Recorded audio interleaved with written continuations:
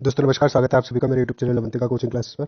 दोस्तों जैसा कि आप देख सकते हैं सेट डी हमारे पास में है और 10th बोर्ड का पेपर है दोस्तों 2024 का। तो चलिए इसके सॉल्यूशन के बारे में हम थोड़ा डिस्कस कर लेते हैं दोस्तों। ठीक है, देखिए सबसे पहले हम चलते हैं। ये देखिए सेट डी 2024 का पेपर है, मेन इंग्लिश एंड हिंदी दोनों वर्जन में दोस्तों, है ना। और पैटर्न आपको दिख ही रहा है, 75 मार्क्स है ना, मैक्सिमम मार्क्स है। ठीक है, चलिए आगे बढ़ते हैं। देखिए ये तो इंस्ट्रक्शन हो गए कुछ। ठीक है, चलिए आगे बढ़ते हैं हम। सही विकल्प चुनकर निकला है। दो तंत्रिका कोशिका के मध्य खाली स्थान को क्या कहते हैं? बताइए दोस्तों, क्या कहते हैं? सिनेप्स कहते हैं। ठीक है, अगला देखिए। अगला है ऊपर दी गई अभिक्रिया किस प्रकार की है? दोस्तों शाम को जो मैंने एक सेट भेजा था उसमें मैंने बताया था कि इस प्रकार से एक अभिक्रिया आपसे पूछेगा। ठीक है, तो बताइए ये अभिक्रिया किस प्रकार की है?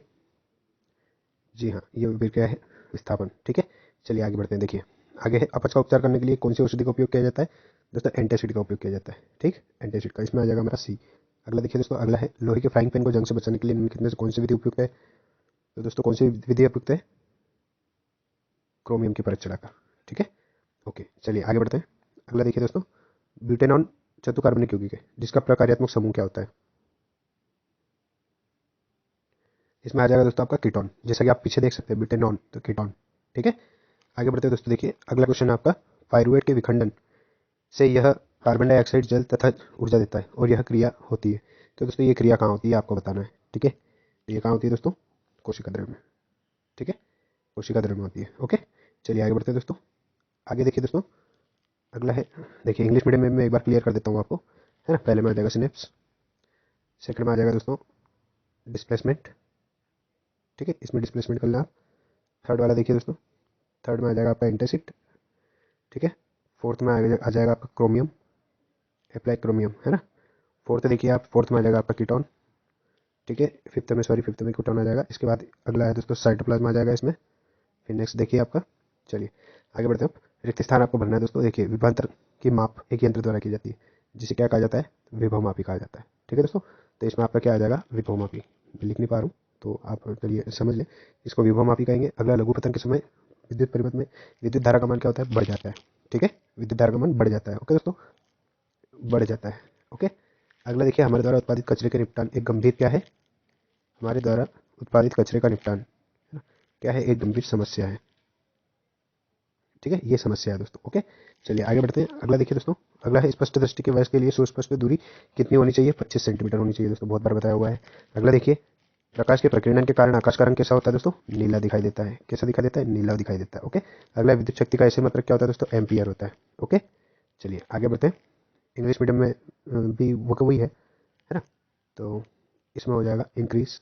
देखिए फर्स्ट वाले में तो आ जाएगा पोटेंशियल मीटर, है ना, पोटेंशियल मीटर। और इसमें आ जाएगा आपका इंक्रीज हो जाता है ना, ये इंक्रीज हो जाता है।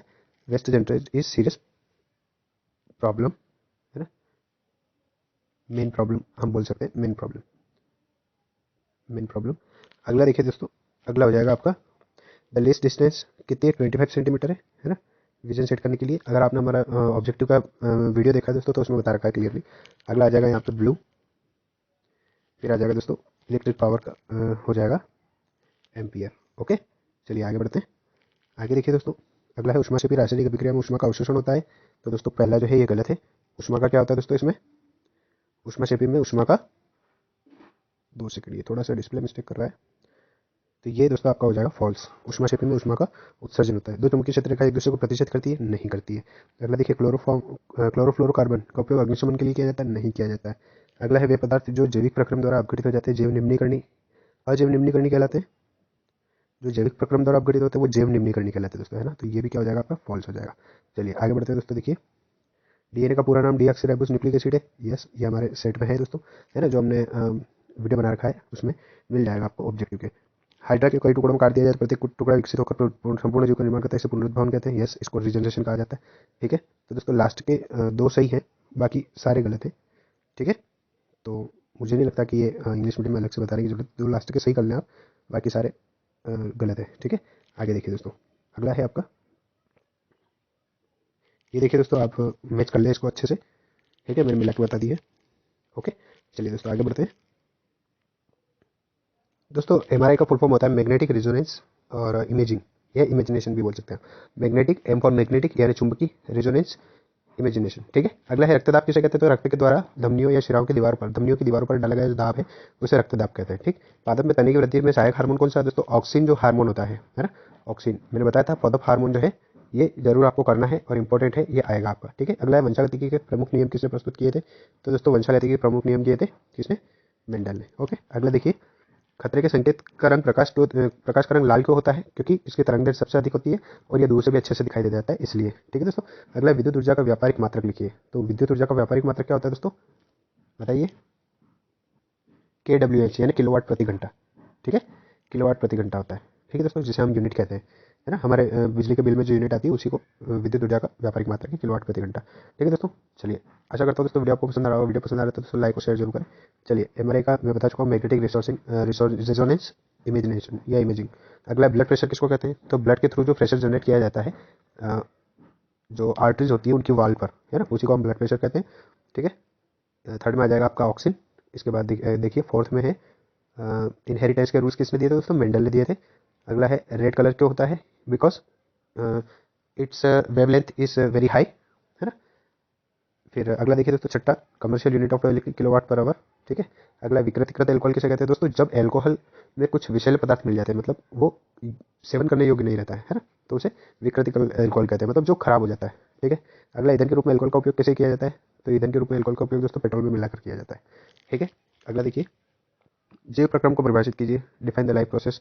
सिंपल सी चीज़ें आप लिख सकते थे। प्रकाश संश्लेषण की रासायनिक अभिक्रिया लिखिए दोस्तों, ये मैंने बताया था आपको कि इंपॉर्टेंट है, प्रकाश संश्लेषण से एक नया क्वेश्चन जरूर आएगा। ठीक है, चलिए आगे देखते हैं।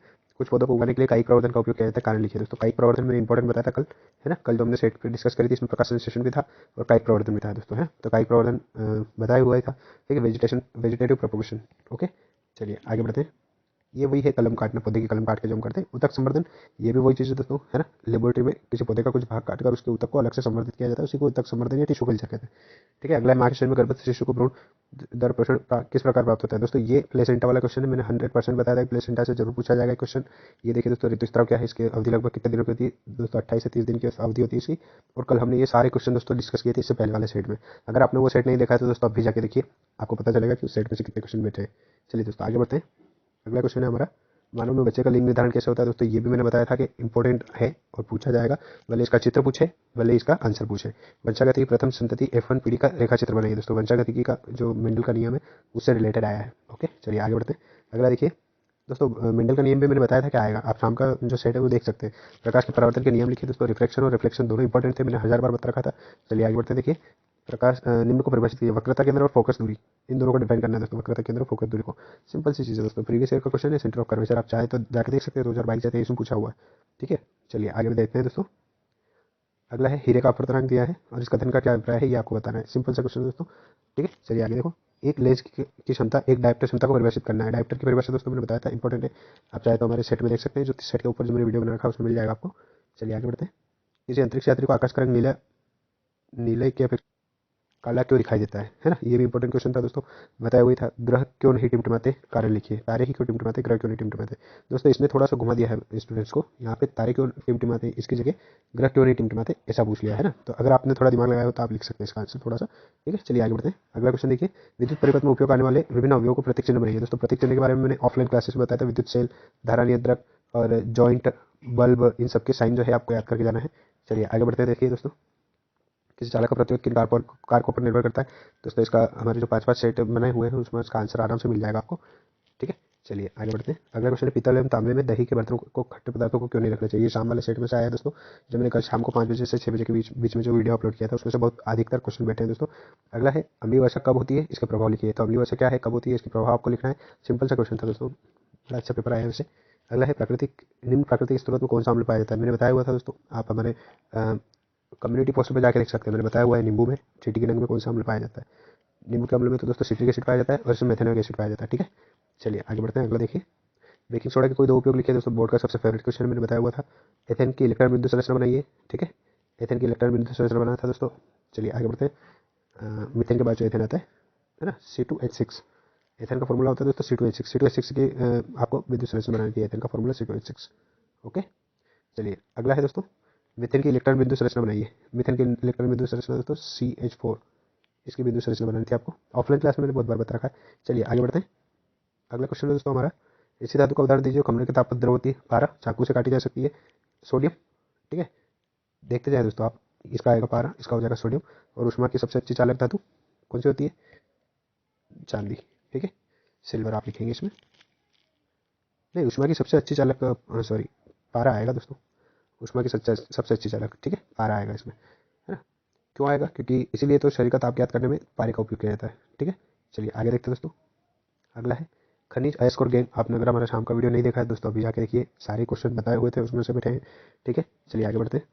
अगला है दोस्तों तंत्रिका कोशिका का चित्र बने, ये क्वेश्चन भी उसी सेट में से आया दोस्तों। और इसके दो कोशिका के नाम लिखिए, प्रतिवर्ती चाप का चित्र भी उस सेट में था। ये सारे क्वेश्चन वहीं से आए हुए हैं। चलिए आगे बढ़ते हैं दोस्तों।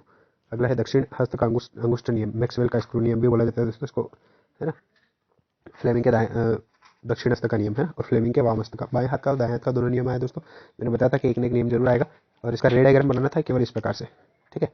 लाइन खींच के जो रे डायग्राम हम बनाते हैं, इस प्रकार से आपको रे डायग्राम बनाने थे इसके। तो 1 नंबर का डायग्राम था दोस्तों, 2 नंबर का रूल था, बहुत ही अच्छा पेपर है। चलिए आगे बढ़ते हैं। देखिए अगला है दोस्तों हमारा रासायनिक अभिक्रिया दे रखी है, ठीक है, और इनके प्रकार लिखना है, इनके ओनली प्रकार लिखना है दोस्तों। तो यहाँ पे आप देख सकते हैं, देखिए पहले में आपको ऊष्मा दी जा रही है, तो ये ऊष्मा शोषी अभिक्रिया हो जाएगी, यानी एंडोथर्मिक रिएक्शन हो जाएगी, ठीक है, एंडोथर्मिक रिएक्शन हो जाएगी। अगला है इसमें से ऊष्मा निकल रही है दोस्तों, तो ये हो जाएगी एक्सोथर्मिक रिएक्शन, यानी ऊष्माक्षेपीय अभिक्रिया। अगला देखिए, ये अभिक्रिया हो जाएगी दोस्तों, यहाँ पे देखिए विस्थापन अभिक्रिया, यानी डिस्प्लेसमेंट रिएक्शन हो जाएगी दोस्तों, ओके। अगला देखिए, ये हो जाएगी आपकी डबल डिस्प्लेसमेंट, ठीक है, यानी द्विविस्थापन अभिक्रिया हो जाएगी दोस्तों, ओके। तो बड़ा सिंपल सा पेपर था दोस्तों, 4 नंबर में सिंपल सी चीजें आप चाहे तो आसानी से लिख सकते थे। चलिए आगे बढ़ते हैं दोस्तों। इसके और में दिया है which type of following equation, ये मैं बता चुका हूँ ऊपर, है ना, हिंदी इंग्लिश दोनों में एक ही है। अगला सोडियम सल्फेट की बेरियम क्लोराइड से क्रिया कर किस प्रकार की अभिक्रिया होगी, इसका समीकरण लिखना है दोस्तों। ये थोड़ा सा टफ होता है उसके एवरेज में, है ना, उसके कंपेयर में ये थोड़ा सा टफ है। तो हालांकि ये भी आप कर सकते हैं, ऐसा कोई जरूरी नहीं है ना। कैल्शियम ऑक्साइड की जल के साथ क्रिया करने पर कौन सा उत्पाद बनता है, इस अभिक्रिया की समीकरण लिखिए। तो दोस्तों कैल्शियम ऑक्साइड की जल के साथ अभिक्रिया करने पर कार्बन डाइऑक्साइड बनती है, ठीक है। तो सिंपल सी चीज़ थी, है ना, CaO plus H2O, CaOH2 sorry, ये CaOH2 कैल्शियम हाइड्रोक्साइड बनेगा सॉरी दोस्तों, है ना, कार्बन डाइऑक्साइड बनेगी, कैल्शियम हाइड्रोक्साइड बनेगा, ओके। अगला है दोस्तों, देखिए देख सकते हैं खुले में बंद रंध्र का चित्र बनाइए, और चित्र रंध्र के बारे में मैंने बता ही दिया था, ऑफलाइन क्लास में बताया था, ऑनलाइन बताते कि रंध्र के चित्र जरूर आप कर लें, क्योंकि इंपॉर्टेंट है। चलिए आगे बढ़ते हैं। अगला क्वेश्चन देखिए, मानव उत्सर्जन तंत्र का चित्र दोस्तों, आप हमारी सुबह की कम्युनिटी पोस्ट में जाकर देख सकते हैं, मैंने कुछ चित्र बताते हैं, उसमें से मानव उत्सर्जन तंत्र का भी चित्र है, एक्सक्रेटरी सिस्टम का, ओके। चलिए अगला देखिए दोस्तों। अगला है हमारा, किसी ऑटोमोबाइल में पीछे का दृश्य देखने के लिए उपयोग होने वाले उत्तल दर्पण की वक्रता त्रिज्या 3 मीटर है दोस्तों। ये थोड़ा सा घुमा के दे दिया है, बाकी अच्छा क्वेश्चन है, आप चाहे तो आप कर सकते थे, मिरर फॉर्मूला इसमें लगाना था, दर्पण सूत्र से सवाल हो सकता था, अच्छा सवाल था। पर इस टाइप के सवाल दोस्तों बोर्ड में पहली बार पूछे, याद रखिए, ठीक है। तो ये था दोस्तों हमारा साइंस का पेपर। आशा करता हूँ आपको समझ में आया होगा, और आपको काफ़ी मदद मिली होगी इसको चेक करने में दोस्तों। अगर वीडियो पसंद आता है लाइक शेयर जरूर करें, और चैनल को जरूर सब्सक्राइब कर ले दोस्तों। आगे सोशल साइंस की तैयारी में जुड़ जाए जल्दी से। और जितने भी दोस्तों मैंने चैनल पर वीडियो अपलोड कर रखे हैं, आप प्लेलिस्ट में जाकर सोशल साइंस का सर्च करें, और सोशल साइंस की जितने भी वीडियो दोस्तों वो सारी देख डालें, क्योंकि सबसे मेन सब्जेक्ट अपना सोशल साइंस होता है, लेंथी होता है दोस्तों, बड़े बड़े आंसर होते हैं, और काफ़ी नंबर इसमें कटते हैं, और अधिकतर दोस्तों बच्चे सप्लीमेंट्री इसी में लाते हैं। तो दोस्तों चलिए, अगर आप वीडियो देख लेते हैं तो कम से कम आप अच्छे नंबर से पास जरूर हो सकते हैं, ठीक है। तो दोस्तों चलो चलते हैं, मिलते हैं अगले वीडियो में दोस्तों, तब तक के लिए धन्यवाद।